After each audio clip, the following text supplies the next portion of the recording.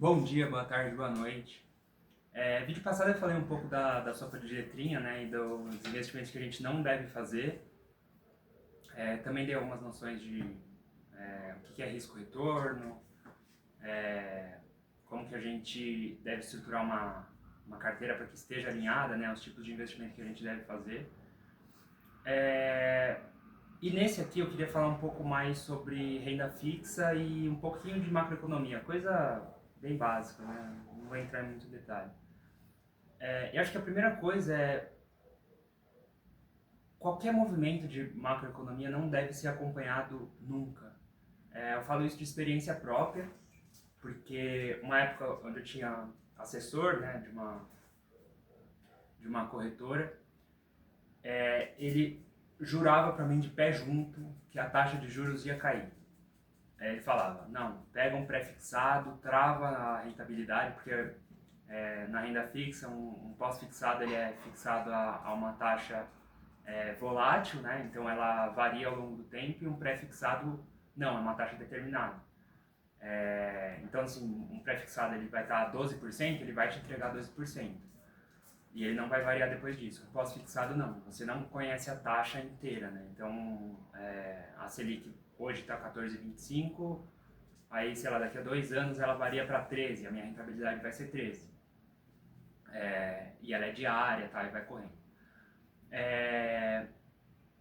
E esse assessor, ele jurava para mim de pé junto, não, trava a rentabilidade, porque essa taxa vai cair, não sei o que, aí beleza.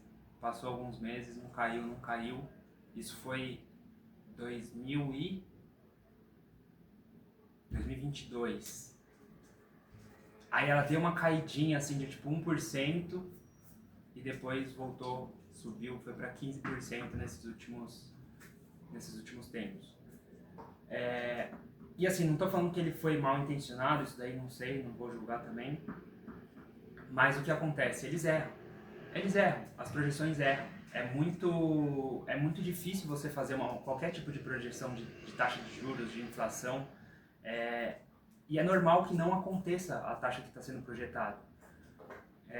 Então, qualquer coisa, para bons investimentos, você nunca deve fazer investimento baseado no que a taxa de juros está apontando, ou se sei lá, se a inflação está X, aí é bom investir agora, ou é um momento de economia, tá aquecido ou não tá bom para investir ou não tá. Isso não existe. O melhor momento para investir sempre é agora. E eu vou mostrar onde você vai investir nesses momentos, como que você tendo uma carteira lúcida, sólida, como que você vai indo alimentando ela com seus investimentos. Eu vou mostrar isso. Mas nesse vídeo não acompanhe qualquer notícia, ou ela está atrasada por meses, ou ela vai estar errada. Pelos fatores que eu falei, é muito difícil você prever, não dá para saber. Esse ano teve guerra do Irã, a bolsa cai, aí depois tem tratado de paz, ela sobe. Você nunca vai conseguir acertar momento, nem no micro, de acertar preço, de acertar a ação que está descontada, isso daí não existe. Nem no macro. No macro também é difícil saber, e se você acertar, você tem vários estudos, vocês podem dar uma procurada, que não faz diferença você ficar acertando esses momentos de queda e de alta, não faz a menor diferença. Você vai pegar um momento, vai ficar líquido, né? vai ficar com o dinheiro em caixa, para tentar investir em alguma coisa que vai dar um retorno. Mesmo que você acerte, você seja um oráculo, isso não vai fazer quase a menor diferença. Faz uma diferença muito pouca. Isso se você acertar, o que é impossível. Então, o momento de investir é sempre quando você está com dinheiro. Não tem momento mais valioso, em que o dinheiro está mais valioso do que agora. O seu aporte é sempre, o seu próximo aporte sempre é o mais importante, porque, como eu falei, quanto mais cedo você fizer investimentos, mais a sua chance de ter retorno maior no futuro. Porque aquele aporte que você colocou vai render por mais tempo na sua vida. E é isso, assim, macroeconomia você dispensa, está muito associada à política, né? Então, acho que, não sei se vocês ainda veem notícia de política, eu me afasto completamente, eu sugiro que façam o mesmo, porque senão você não investe, você acha que o Brasil é um país ruim, o Brasil tem uma renda variável ruim, né? Porque é o que noticiam por aí, e isso não é verdade, tem um monte de empresa boa. E você não faz nada, você fica paralisado, você fica com medo, e lógico, né? Você fica com medo, com receio. E não que você não tenha que dolarizar ou investir na Europa, ou coisas desse tipo, Bitcoin, sei lá, isso daí sempre é positivo, mas o que eu tô falando é que, assim, se você ficar acompanhando notícia, principalmente de macroeconomia, você não vai fazer nada com o dinheiro. Você vai ficar deixando ele na Selic lá e você vai deixar passar muita coisa e vai ter uma carteira super concentrada. Então é isso, assim, não acompanhar. E no que tange a renda fixa, existem, para mim, no meu conceito, existem somente 2 investimentos de renda fixa que devem ser feitos: Tesouro Selic e IPCA+, o mais longo possível. Por quê? Os pré-fixados, eles são investimentos em que você não tem a correção da inflação. Então, se você travar uma taxa de, sei lá, que agora a taxa está alta, mas no momento de juros mais estável, 12%, a gente já viu a inflação bater 11%. Com certeza o seu dinheiro não vai ser bem remunerado, porque a sua taxa real ali ela vai diminuir quanto maior for a inflação. E investimentos com taxa travada, eles são mais risco por conta da inflação. Os IPCA+, eles corrigem pela inflação, então você tem a garantia de que pelo menos a inflação ele vai render, mais um bônus ali que você tem. Um ágio ali hoje está a 8 e pouco, acho. IPCA mais 8 e pouco. E por que o mais longo possível? Porque o que comanda a sua rentabilidade é o quanto tempo você deixa parado o dinheiro. Ah, mas pegou uma rentabilidade de IPCA mais 4. Tá bom, esse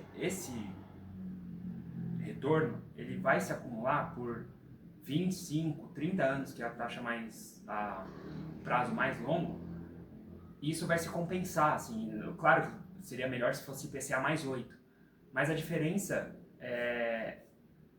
ela depende muito mais do tempo do que da rentabilidade propriamente dita. Isso que eu estou colocando um exemplo bem crasso, assim.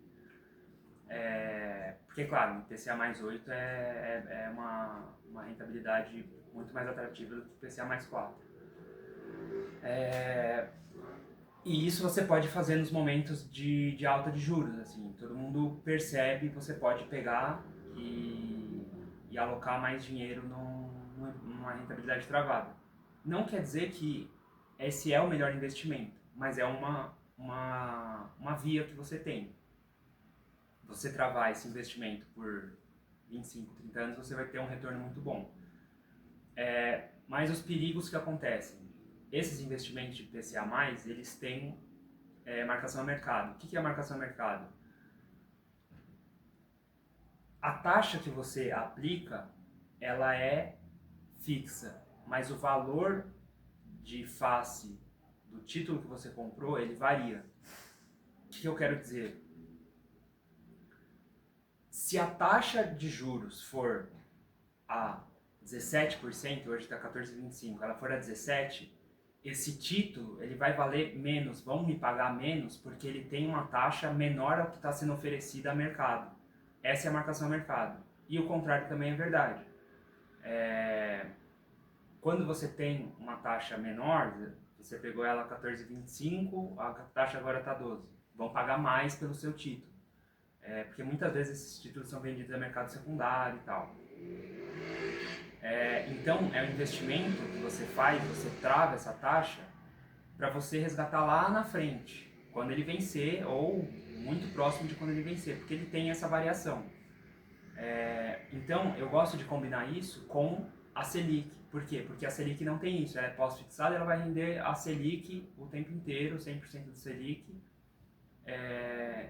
e você vai poder resgatar aquele dinheiro a qualquer momento, se você precisar, tal, e ele vai abaixar a volatilidade da sua carteira, o Tesouro Selic.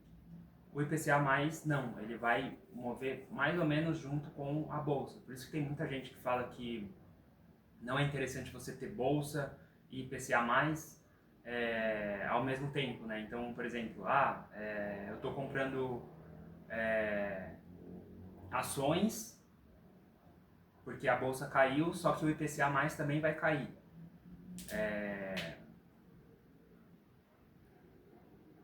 Mas isso não significa que ele não deve ser feito. São mecanismos diferentes, são investimentos para coisas diferentes na sua carteira. O IPCA+, ele traz mais estabilidade, com mais volatilidade pela marcação ao mercado. Ele vai variar, você vai ver o valor que você colocou lá chacoalhar ali, quanto mais a taxa de juros variar,